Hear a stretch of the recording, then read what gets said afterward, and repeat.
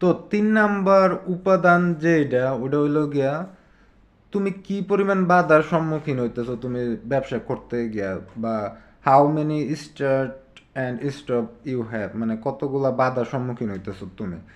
মনে করো তুমি ব্যবসা করতে গেছো, যেটা হয় যে পার্ট টাইমার যে থাকে ব্যবসা শুরু করতে গেছে হয়তো বা বছরে 2টা থেকে 4টা সে বাধার সম্মুখীন হয়।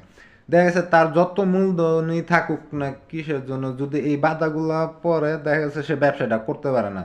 আর দেখা গেছে যদি বছরে 2টা থেকে 4টা পড়ে যায়, ধরো এরকম হইতে পারে তার ব্রেকআপ হয়েছে। এখন ব্রেকআপ হওয়ার পরে যেটা হয় যে সে 3-4 মাস তার ব্যবসায় ভালো করে সময় দিতেছে না।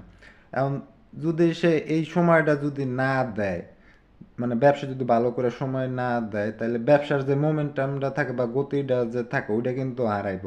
কিন্তু পরে যদি সে 3-4 মাস পরে আসে, তাহলে কিন্তু তার কিন্তু আবার প্রথম থেকে শুরু করতে হবে। তারপরে যে আছে ফুল টাইমার যে আছে, ধরো বছরে একটা বাধার সম্মুখীন হয়, দেখা গেছে এটা হইতে পারে যে তার পরিবারের কেউ মারা গেছে, বা যদি তার ডিভোর্স হয়েছে।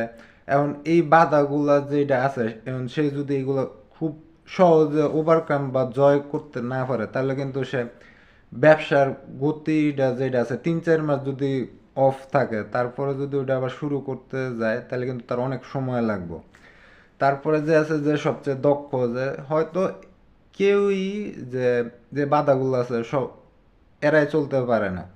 এমন দেখা গেছে মনে করো যে সবচেয়ে ভালো যে হয়তোবা 5 থেকে 10 বছরে সে হয়তো একটা বাধার সম্মুখীন হয়। হয়তোবা তার হার্ট অ্যাটাক হয়েছে, বা যে তার ওয়াইফ আছে সে মারা গেছে, এখন সে এটা হ্যান্ডেল করতে পারতেছে না।